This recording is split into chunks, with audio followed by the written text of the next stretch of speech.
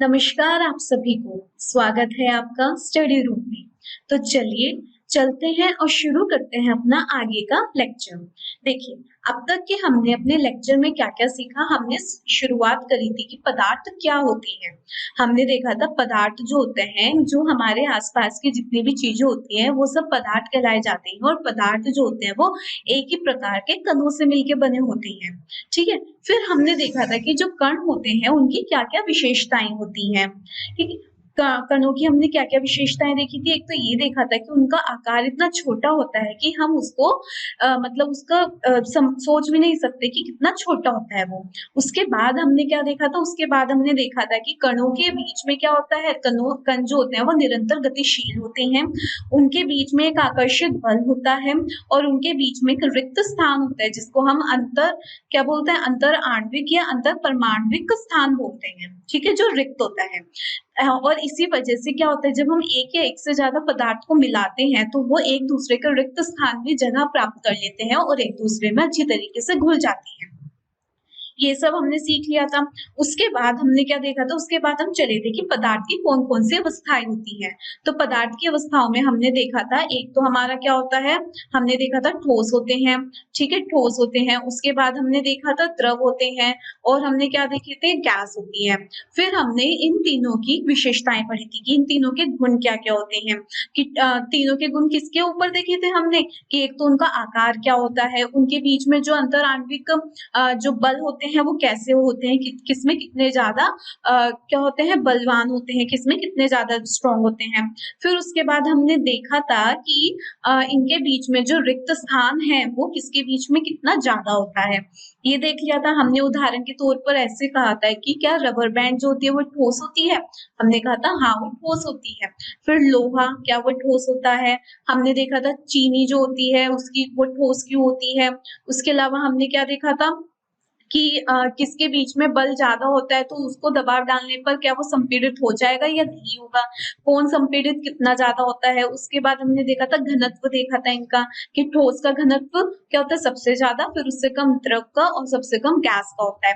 फिर हमने अपने कुछ प्रश्न किए थे, जिन प्रश्नों में हमने ये देखा था, एक तो प्रश्न हमने ये किया था कि बर्फ जो होती है वो ठोस होती है लेकिन फिर भी उसकी जो घनत्व होती है वो कम होती है, किससे, जल से। हमने ये इसका कारण देखा था। उसके अलावा हमने और क्या-क्या चीज़ें देखी थी, हमने ये देखा था कि जो गैस होती है वो क्या करती है, जिस कंटेनर में वो रखी जाती है उसकी दीवारों पर क्या डालती है, वो दबाव डालती है। क्यों? क्योंकि गैस के जो कण होते हैं वो निरंतर गतिमान होते हैं, बहुत ही ज़्यादा तीव्र होते हैं, ठीक है? तीव्र गतिशीलता के साथ और उनकी जो ऊर्जा होती है वो भी बहुत ज़्यादा होती है, गतिज ऊर्जा भी उनके अंदर बहुत ज़्यादा होती है, इस वजह से। आज हम देखेंगे, आज का टॉपिक है, आज हम देखेंगे कि क्या पदार्थ अपनी अवस्था बदल सकता है। मतलब जैसे हमने उदाहरण के तौर पे ये कहा था कि जो पानी होता है वो बर्फ भी मिलता है, जल भी मिलता है और जल वाष्प भी मिलता है। तो कैसे पानी जो होता है वो ठोस से द्रव और द्रव से गैस कैसे बनता है, हमें आज का हमारा मेन जो विषय है वो यही है कि अवस्थाएं कैसे बदली जाती हैं। और जब वो अवस्थाएं बदली जाती हैं तो उस विधि को, उस प्रोसेस को हम क्या बोलते हैं। तो हम ये सब देखेंगे। उसके अलावा हम देखेंगे कि गलनांक क्या होता है, क्वथनांक क्या होता है। ठीक है, क्वथनांक देखेंगे, गलनांक, गलनांक देखेंगे हम। ठीक है, गलनांक देखेंगे, क्वथनांक देखेंगे। उसके बाद हम देखेंगे कि तापमान और दबाव का प्रभाव क्या होता है ठोस के ऊपर, द्रव के ऊपर और गैस के ऊपर, दोनों का। गतिज ऊर्जा कैसे बढ़ाई जाती है। तो इस प्रकार से आज हम ये सभी बातों को सीखेंगे। तो चलिए चलते हैं। तो देखिए, सबसे पहला यही है कि क्या पदार्थ अपनी अवस्था बदल सकता है? जी हाँ, यदि हम पदार्थ को कोई तापमान देने पर क्या होता है, देखिए, अगर कोई पदार्थ ठोस है, ठीक है, ठोस, उसको हमने तापमान दे दिया, ठीक है, तापमान। तो क्या होगा, तापमान देने की वजह से इसके बीच में जो, जैसे ये ऐसे था, ठोस के अंदर जो कण होते हैं, उसके जो परमाणु होते हैं वो ऐसे मिलके एक दूसरे से मिलके रहते हैं, बस अपनी जगह पर क्या करते हैं, अपनी जगह पर वाइब्रेट करते रहते हैं, ठीक है। ये हो गया। जब मैं इसको तापमान दूंगी तो इसकी गतिज ऊर्जा जो है वो बढ़ जाएगी। गतिज ऊर्जा बढ़ने की वजह से क्या होगा, ये जो है वो एक दूसरे से दूर, इनके बीच का जो अंतर आणविक जो बल होता है वो कम होना शुरू हो जाएगा, ठीक है, कम होता चला जाएगा। तो अंतर अंतर आणविक आणविक ठीक है, आणविक जो बल होता है बल वो तो कम हो जाएगा, और जो इनकी गतिज ऊर्जा है गतिज ऊर्जा वो बढ़ जाएगी, जिसकी वजह से इनके बीच का जो रिक्त स्थान है वो भी बढ़ जाएगा। रिक्त रिक्त स्थान जो है स्थान वो बढ़ जाएगा। तो उस वजह से आप क्या कह सकते हैं, जब रिक्त स्थान बढ़ जाएगा तो ऐसी ऐसी जो विशेषताएं होती हैं वो किसकी होती हैं, द्रव की होती है ना। ठोस के तुलना में द्रवों के अंदर क्या होता है, रिक्त स्थान ज्यादा होता है, और हम क्या होता है, ये तो ठोस था, रिक्त स्थान ज्यादा होता है, बल कम होता है, गतिज ऊर्जा ज्यादा होती है। तो देखिए फिर ये ऐसे बन जाएगा, ठीक है। और ऐसा जो कणों का जो ऐसा ऐसे कण कहाँ मिलते हैं, किसके अंदर मिलते हैं, द्रव के अंदर। तो ये हमारा तब द्रव में बदल जाएगा। तो तापमान देने पर वो चीज द्रव में बदल जाती है। उसके बाद यदि द्रव को और भी तापमान दिया जाए, तापमान और भी दिया जाए, ठीक है, तो वो किस में बदल जाता है, गैस में बदल जाता है, क्योंकि उसके अंदर जो और भी ये जो उसकी अंतर आणविक बल है वो और कम हो जाएंगे, और गतिज ऊर्जा और भी ज्यादा हो जाएगी। मतलब उसके जो कण होंगे वो निरंतर गतिशील हो जाएंगे, तीव्र गति के साथ चलने लगेंगे, और रिक्त स्थान जो है वो भी बहुत ज्यादा हो जाएगा। तो क्या हो जाएगा उसके बाद ये ऐसे हो जाएंगे, देखिए ये सब ऐसे हो जाता है। तो ये किस में बदल जाता है, ये वाष्प में बदल जाता है, वाष्प। ठीक है, अगर हम किसकी बात करें, जल की बात करें, तो इस प्रकार क्या होता है, जो कोई भी पदार्थ है वो अपनी अवस्था बदल सकता है। ठीक है, तो अब देखते हैं कि पदार्थ की हमने देख लिया कि अवस्थाएं कैसे बदलती हैं। तो अब इसमें देखिए क्या है, इतने में ये, तो देखिए क्या है इसमें कि ठोस जो होता है, जैसे बर्फ, द्रव, बर्फ होती है, द्रव में जैसे जल होता है, एवं गैस जो होता है जैसे जल वाष्प। तो क्या होता है, जैसे जो चीज ठोस होती है, ठोस से जब वो द्रव में बदलती है तो उस प्रोसेस को हम क्या बोलते हैं, उसको हम बोलते हैं संगलन। संगलन का मतलब क्या होता है, मतलब मेल्टिंग। ठीक है, इसको हम क्या बोलेंगे, मेल्टिंग। ठीक है, ये क्या होता है, संगलन मतलब मेल्टिंग हो गया। और जब वो चीज द्रव से फिर से ठोस में बदली जाती है तो उसको हम बोलेंगे संपीडन। ठीक है, संपिंडन, संपिंडन बोलते हैं हम इसको। ठीक है, मतलब क्या होता है, सॉलिडिफिकेशन। ठीक है, संपिंडन हो गया और ये संगलन हो गया। उसके बाद जब हम द्रव से किसी चीज को किस में बदलते हैं, द्रव से जब कोई चीज गैस में बदली जाती है तो उस प्रोसेस को, उस विधि को बोला जाता है वाष्पीकरण। वाष्पीकरण हो गया, इसको वाष्पीकरण बोला जाता है। और जब इसका उल्टा किया जाता है, मतलब जब हम क्या करते हैं, गैस से फिर द्रव में लाना चाहते हैं, तो उसको बोलते हैं कंडेंसेशन। ठीक है, संघनक होना। ठीक है, संघनक होना उसको बोलते हैं कंडेंसेशन। उसके बाद अगर कोई चीज ठोस से एक साथ, मतलब बिना द्रव में आए हुए डायरेक्टली गैस में बदल जाती है तो उसको बोलते हैं ऊर्ध्वपातन। ऊर्ध्वपातन मतलब सब्लिमेशन। और जब उसका उल्टा होता है तो उसे बोलते हैं निक्षेप, मतलब डिपोजिशन। तो देखिए ये जो तीनों ये जो सभी चीज होती हैं, जो सभी विधि होती है, तो वो किसकी वजह से होती है, उनके जो कारक होते हैं वो होते हैं तापमान और दबाव। यदि हम तापमान बढ़ा देते हैं, तो किसी चीज का तापमान बढ़ाएंगे, अभी मैंने आपको समझाया, तो उसकी गतिज ऊर्जा बढ़ जाएगी, और यदि गतिज ऊर्जा बढ़ जाएगी तो उनके बीच के जो रिक्त स्थान है वो क्या हो जाएंगे, वो भी बढ़ते चले जाएंगे, जिसकी वजह से क्या हो जाएगा, ठोस जो है वो द्रव में बदल जाएगा, द्रव जो है वो गैस में बदल जाएगा। और यदि हम किसी चीज के ऊपर दबाव डालेंगे, जैसे अगर मैं कहती हूँ कि गैस के ऊपर हम दबाव डालना शुरू करते हैं, तो गैस जो होंगे उसके जो कण होंगे वो संपीड़ित होना शुरू हो जाएंगे। ठीक है, मतलब वो दबने शुरू हो जाएंगे, जिसकी वजह से उनके बीच का जो रिक्त स्थान है वो क्या हो जाएगा, वो कम होना शुरू हो जाएगा, और जो आकर्षित करने वाला बल है वो बढ़ता चला जाएगा, जिसकी वजह से क्या हो जाएगा, उनका उल्टा विधि होती है, मतलब प्रोसेस उल्टा हो जाता है कि गैस द्रव में बदल जाती है, द्रव जो है वो ठोस में।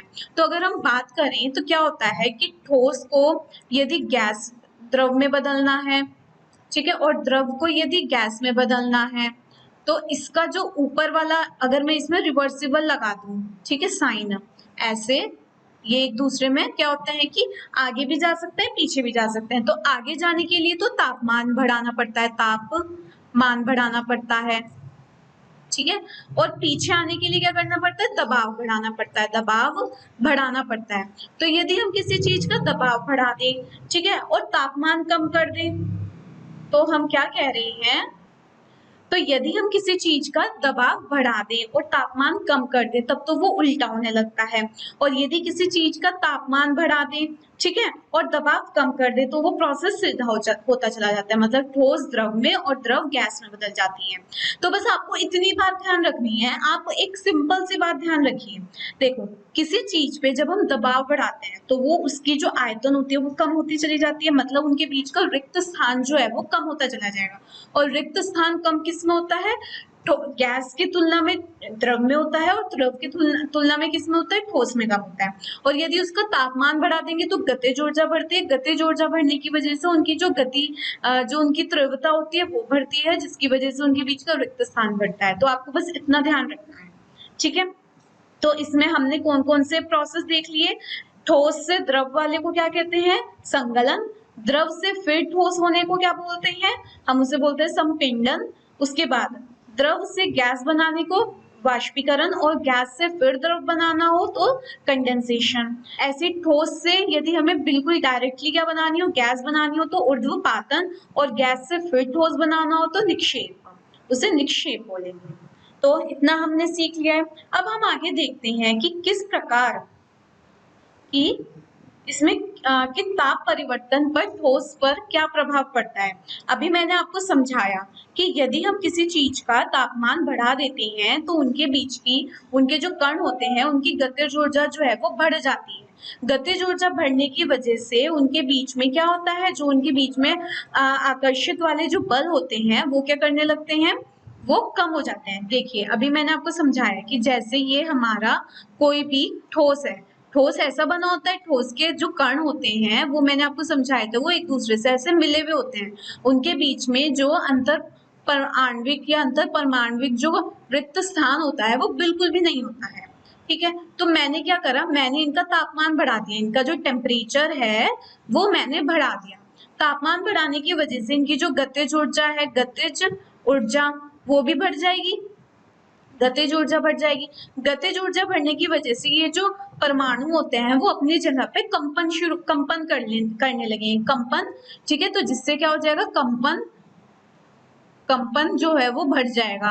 कंपन बढ़ने की वजह से इनके बीच का जो आकर्षित करने वाला जो बल है वो घट जाएगा, बल जो है वो घट जाएगा, जिसकी वजह से क्या हो जाएंगे, ये एक दूसरे से दूर दूर जाना शुरू कर देंगे, ठीक है। तो इसमें यही बताया हुआ है कि ठोस के तापमान को बढ़ाने पर उसके कणों की गतिज ऊर्जा जो है वो बढ़ जाती है।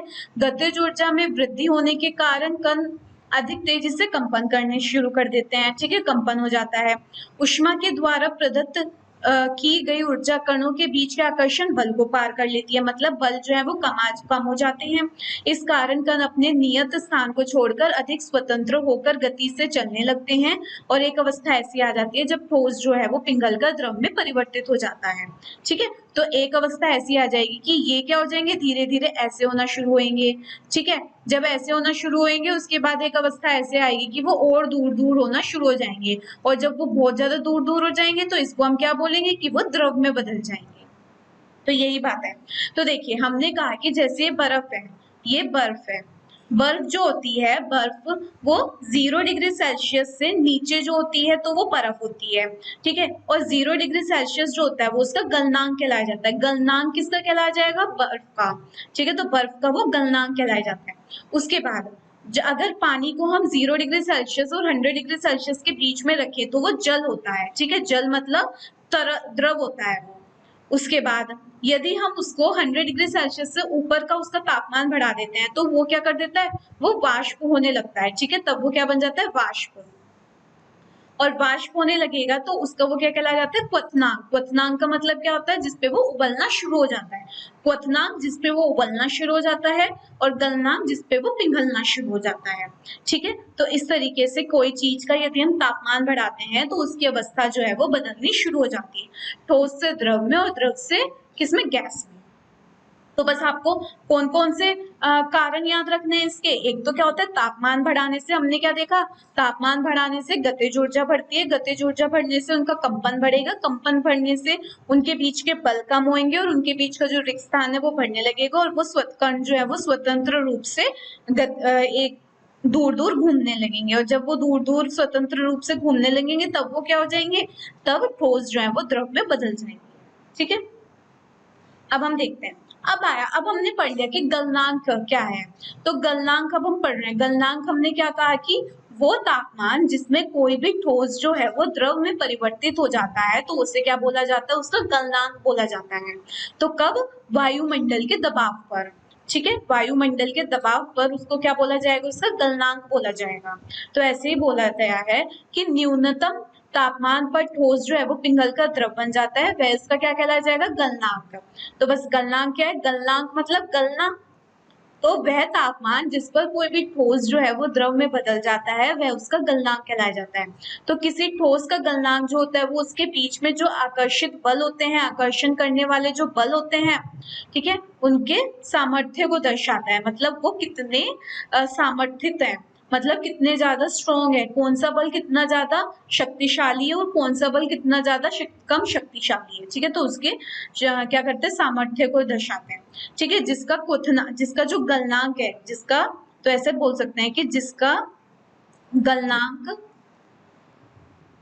ज्यादा होगा, ज्यादा होगा, तो इसका मतलब क्या होगा, उसके बीच में जो आकर्षण बल होंगे वो भी क्या होंगे, बहुत ही सामर्थ्य होंगे। तो उसके कणों के बीच में, कणों के बीच में, ठीक है, आकर्षण बल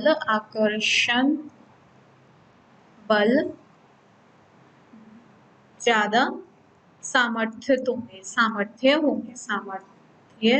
ठीक है, सामर्थ्य होंगे, हम ये कह सकते हैं।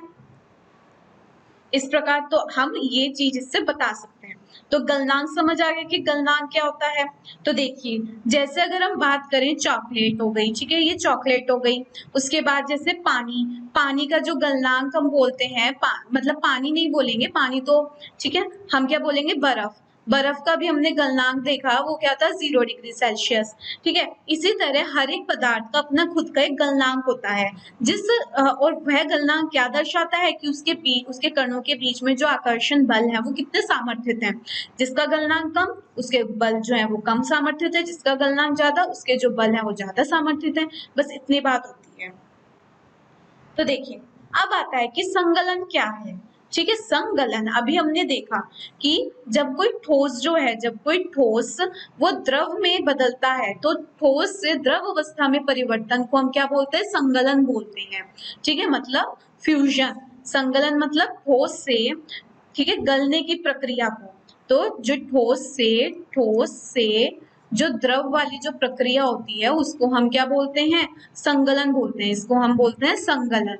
और संगलन कैसा होता है, ये होता है तापमान बढ़ाने पर। तापमान यदि हम बढ़ा दें तब हमारा क्या होता है, संगलन की प्रक्रिया शुरू हो जाती है।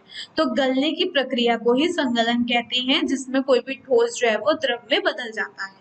ठीक है, देखिए, बर्फ जो है वो बर्फ पानी में बदल रही है, तो इस प्रक्रिया को हम क्या कहेंगे कि बर्फ का संगलन हो रहा है। तो इस प्रक्रिया को हम बोलेंगे कि ये संगलन हो रहा है।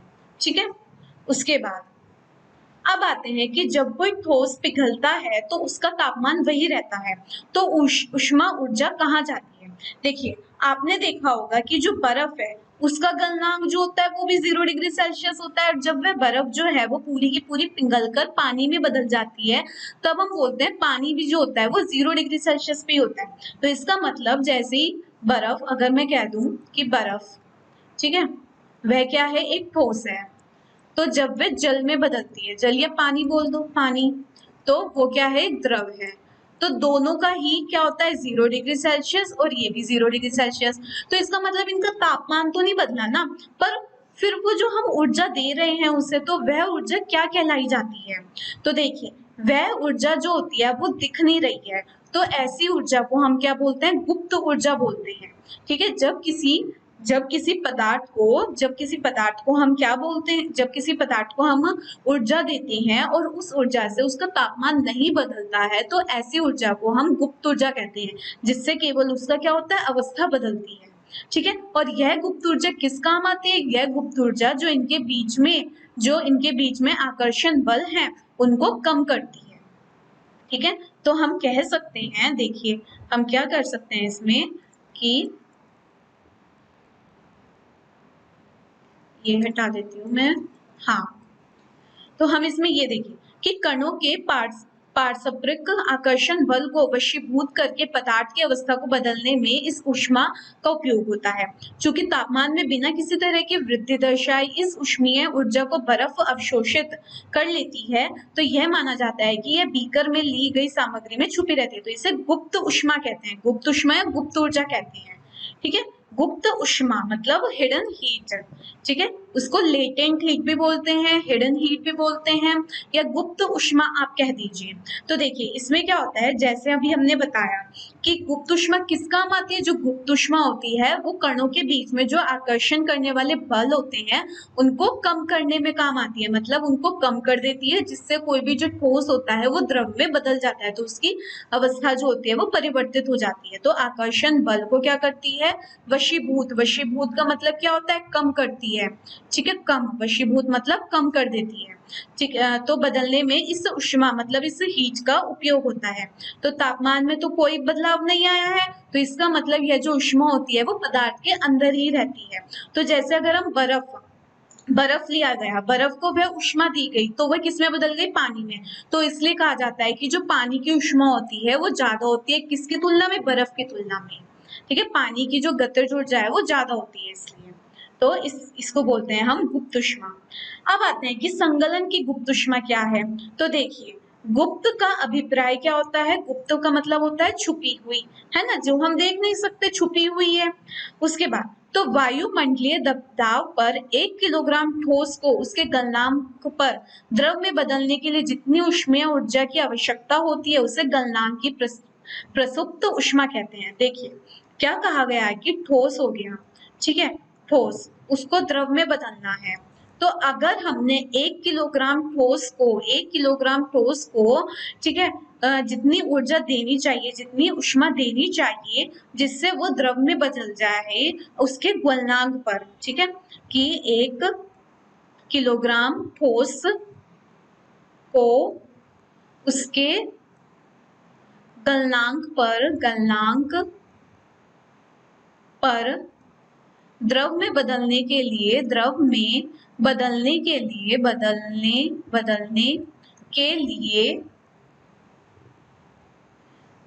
जितनी जितनी ऊष्मा जो है, ऊष्मा, ठीक है, ऊष्मा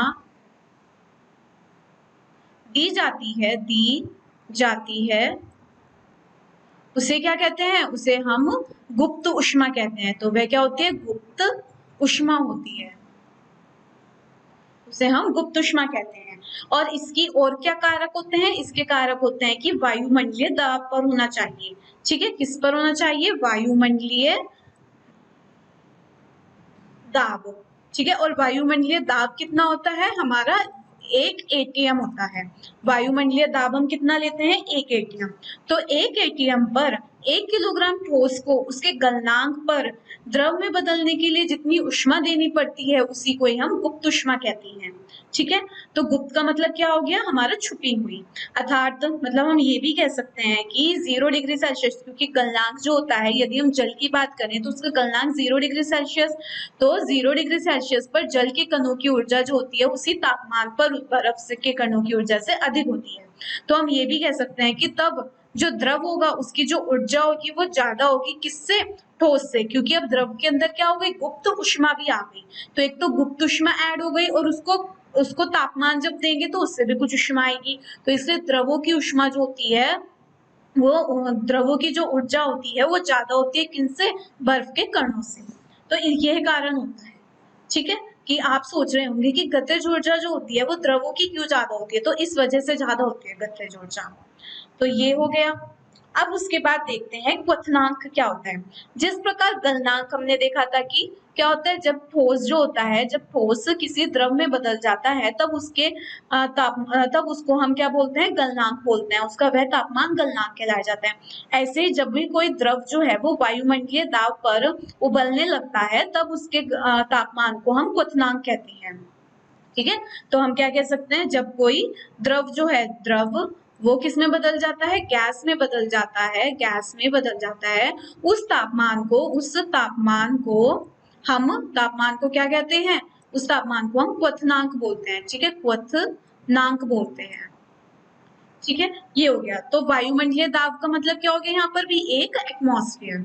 अब आप देख रहे हैं कि एक तो हमारा क्या हो गया कि एक होता है हमारा क्वथनांक की समष्टि परिघटना, मतलब जो बॉइलिंग पॉइंट होता है, मतलब क्वथनांक होता है, और एक होता है वाष्पीकरण। तो जो क्वथनांक होता है ना, वो पूरे के पूरे घोल का होता है, मतलब उसके सभी कणों का एक साथ होता है। पर जो हमारा वाष्पीकरण होता है वो केवल ऊपर ऊपर से होता है। ठीक है, एक ये बात हमें ध्यान रखनी है। तो ऊपर के जो कण होते हैं केवल उनका होता है जो वाष्पीकरण है। तो क्वथनांक की समष्टि परिघटना, समष्टि परिघटना मतलब कि वो पूरे के पूरे जितने भी समष्टि कण है सबका होता है, जिसमें समष्टि के कण द्रव अवस्था से वाष्प में परिकृत हो जाते हैं। ठीक है, द्रव अवस्था से वो किस में बदल जाते हैं, वाष्प में बदल जाते हैं। तो ये हो गया।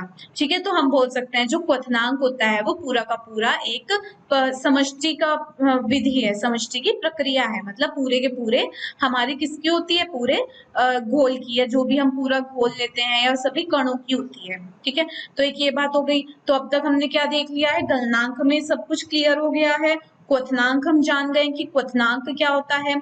ठीक है, फिर उसके बाद हमने देख लिया कि गुप्त ऊष्मा क्या होती है, हमने ये भी देख लिया है। तो अब हम जैसे देख सकते हैं इस चित्र में क्या दिखाया गया है कि जैसे ही हम पानी को गर्म करते हैं तो उसका क्वथनांक क्या होता है, 100 डिग्री सेल्सियस। तो जब पानी का क्वथनांक 100 डिग्री सेल्सियस से ज्यादा हो जाता है तब वह पूरा का पूरा वाष्प में बदल जाता है। तो इसका मतलब क्या हो गया, उसको उसका क्वथनांक बोला जाता है। ठीक है, उस तापमान को। तो अब पहला प्रश्न आता है कि वाष्पीकरण की गुप्त ऊष्मा से आप क्या समझते हैं, कि जो वाष्पीकरण है उसकी गुप्त ऊष्मा से तो क्या बोल सकते हैं, जैसे हमने देखी थी किसकी, हमने संगलन की गुप्त ऊष्मा देखी थी, उसके लिए क्या कहा था कि 1 किलोग्राम ठोस को जब हम उसके द्रव में बदलते हैं उसके गलनांक पर, तब उससे जो उससे ऊष्मा दी जाती है उसे हम क्या बोलते हैं, उसकी गुप्त ऊष्मा बोलते हैं। और वायुमंडलीय दाब पर ऐसे ही हम बोल सकते हैं कि यदि हम द्रव ले रहे हैं, द्रव, और उसको किस में बदल रहे हैं, गैस में, तो हम ऐसे बोल सकते हैं कि 1 किलोग्राम द्रव को ठीक है उसके क्वथनांक पर गैस में बदलने के लिए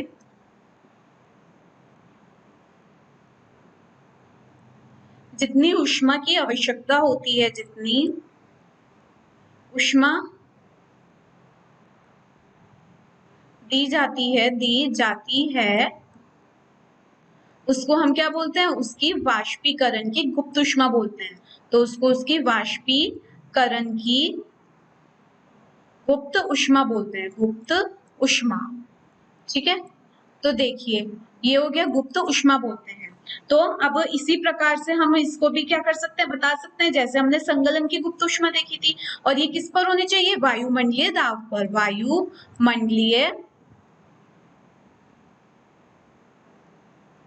ठीक है, वायुमंडलीय दाब पर होनी चाहिए। तो इस प्रकार हमने वाष्पीकरण की गुप्त ऊष्मा भी देख लिया, और इसी कारण की वजह से ही जो गैस होती हैं या वाष्प होते हैं उनकी जो गतिज ऊर्जा होती है वो ज्यादा होती है, किससे, द्रवों से, क्योंकि उनके अंदर एक गुप्त ऊष्मा भी होती है। ठीक है, ये हो गया। उसके बाद अब हम चलते हैं कि ऊर्ध्वपातन तथा निक्षेपण क्या होता है। हमने ये देख लिया कि ठोस को द्रव में कैसे बदलते हैं और द्रव को गैस में कैसे बदलते हैं। यदि हम उनको तापमान दे दें तो हमने सीख लिया है कि ठोस से गैस जब बनती है उसको संगलन बोलते हैं, और गैस से द्रव जब बनता है तो उसको हम क्या बोलते हैं, वाष्पीकरण बोलते हैं। तो इस प्रकार हमने ये समझ लिया। अब हम समझते हैं कि ठोस से यदि डायरेक्टली हमें गैस बनानी हो तो उस विधि को हम क्या बोलते हैं, या उस प्रक्रिया को क्या बोलते हैं। तो उस प्रक्रिया का नाम होता है ऊर्ध्वपातन।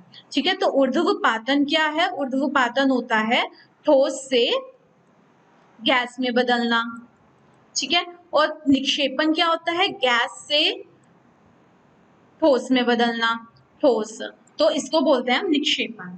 तो अब देखते हैं कि द्रव अवस्था में परिवर्तन हुए बिना, कि द्रव अवस्था में बिना आए, द्रव अवस्था में नहीं आता है वो, ठीक है, बिना, तो ठोस अवस्था से सीधे गैस में जब बदल जाता है तो उसी प्रक्रिया को हम ऊर्ध्वपातन बोलते हैं, और गैस से सीधा ठोस बनने की प्रक्रिया को हम निक्षेपण बोलते हैं।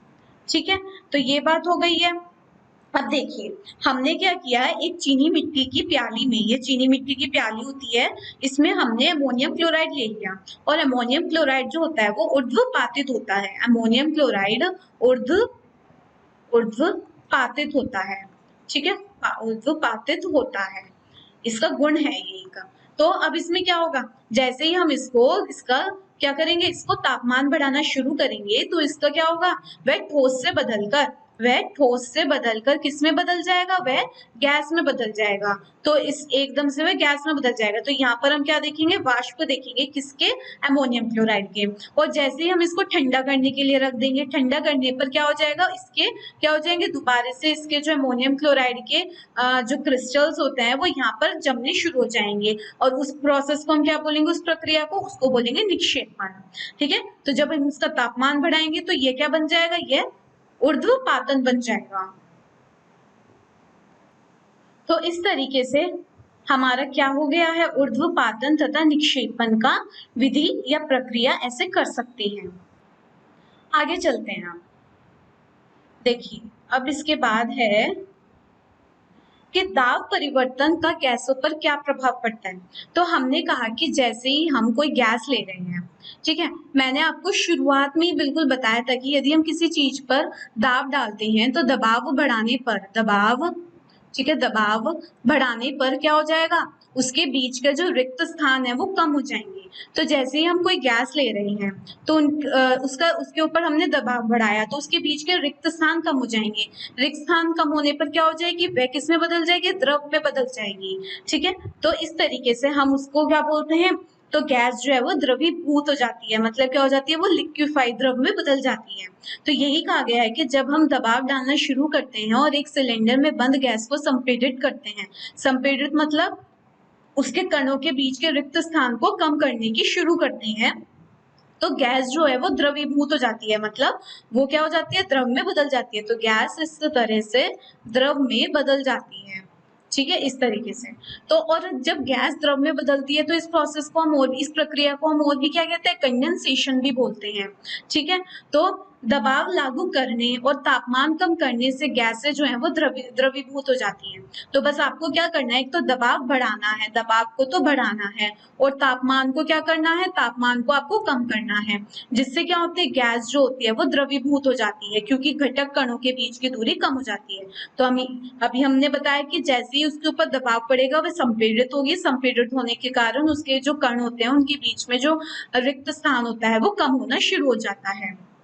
ठीक है, तो देखिए ऐसे ही क्या होता है, हमारी जो सिलेंडर आता है, जैसे आपने देखा होगा सिलेंडर जो आता है उसके अंदर जो गैस होती है ना वो द्रव की फॉर्म में होती है। ठीक है, हम क्या करते हैं, गैस भरते हैं गैस सिलेंडर के अंदर, और गैस सिलेंडर के अंदर जैसे ही गैस भरी हम उसके ऊपर क्या लगाते हैं, एक ये नोक लगा देते हैं ना, जिसकी वजह से हम, इसका मतलब क्या हो रहा है, उसके ऊपर दबाव डाल रहे हैं, और दबाव डालने पर इसके अंदर जो गैस होती है वो द्रवीभूत होती है। ठीक है, इसके अंदर गैस द्रवीभूत होती है। तो इसलिए जैसे ही हम इसकी नोक हटाते हैं तो एकदम से फिज की आवाज आती है। तो वह फिज की आवाज इसलिए आती है कि उसका दबाव जो होता है वो कम होने लगता है, और जो गैस और जो द्रव में होती है वो गैस में फिर से बदल जाती है। ठीक है, तो इस तरीके से हमारे गैस सिलेंडर के अंदर गैस भरी जाती है। उसके अलावा तो अब हम देखते हैं कि जो ठोस कार्बन डाइऑक्साइड होती है, आपने देखा होगा कि कार्बन डाइऑक्साइड जो होती है हम कहते हैं कि ड्राई आइस।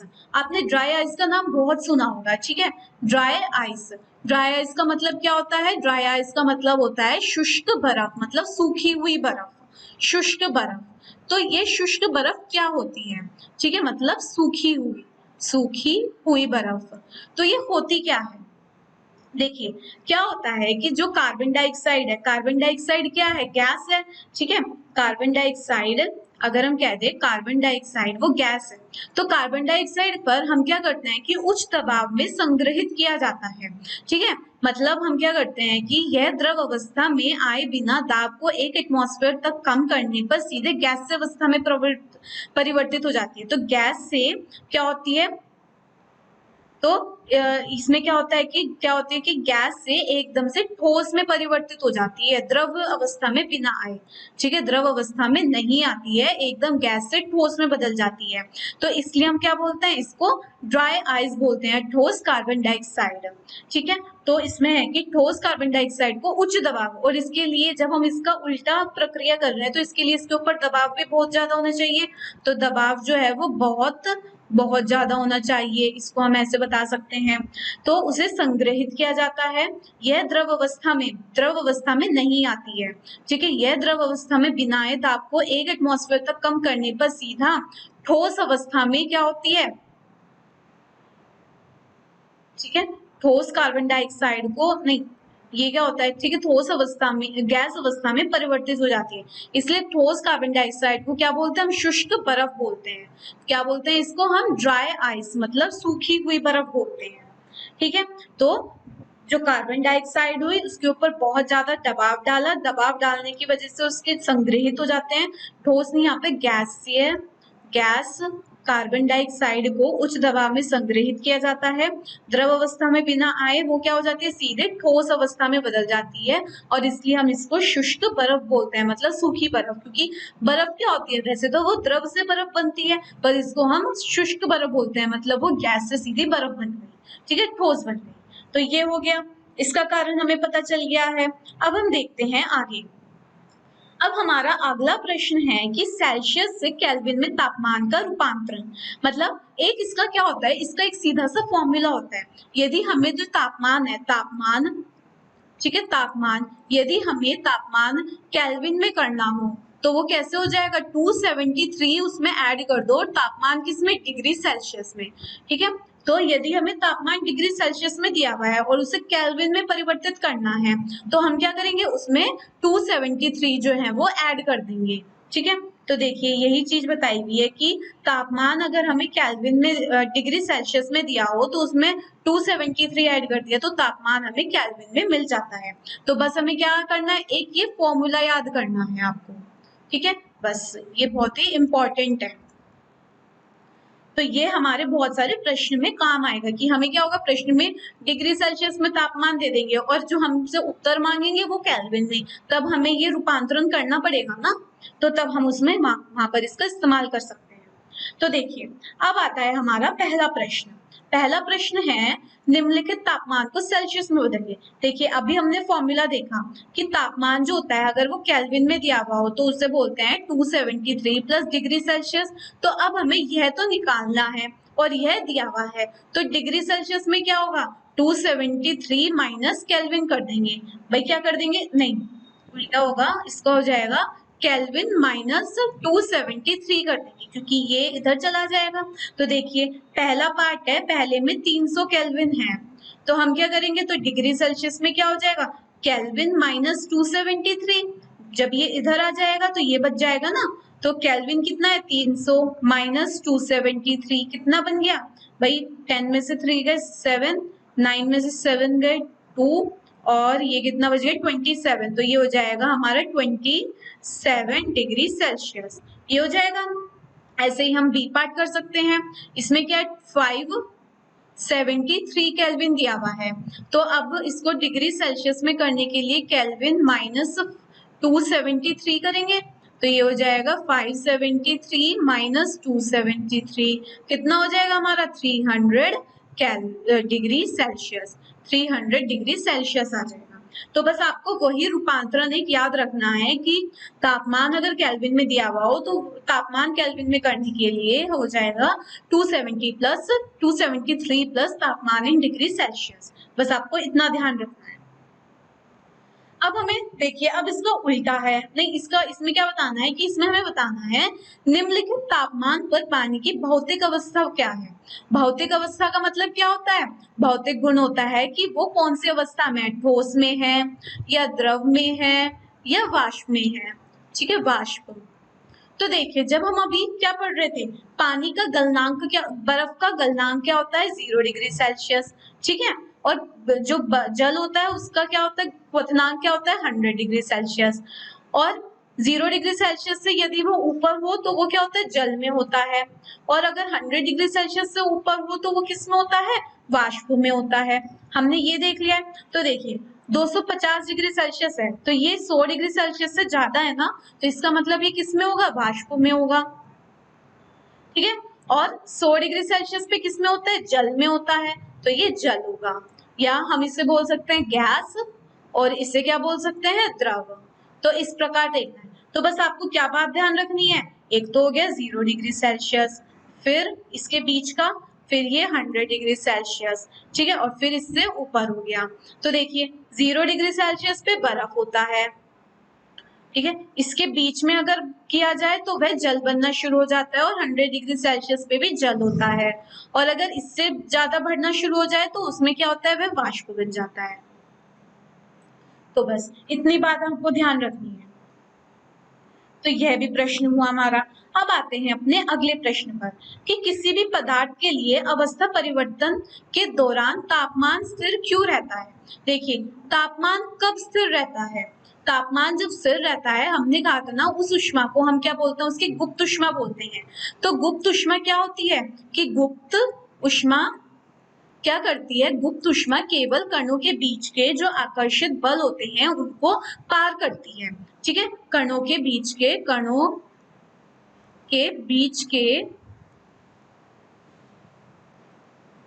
आकर्षित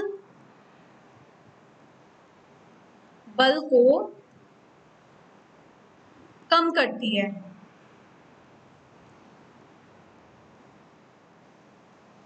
ठीक है, जिससे क्या होता है, जिससे उसकी अवस्था जो होती है वो बदल जाती है, और उसकी अवस्था बदल जाती है। तो इसलिए क्या होता है, इसलिए उसका तापमान जो होता है वो स्थिर रहता है। ठीक है, तापमान इसलिए स्थिर रहता है और केवल उसकी क्या होती है, अवस्था बदलती है, तो उसको हम क्या बोलते हैं, गुप्त ऊष्मा बोलते हैं। ये हो गया। अब आता है हमारा फोर्थ प्रश्न कि वायुमंडलीय गैसों को द्रवित करने की कोई विधि सुझाइए।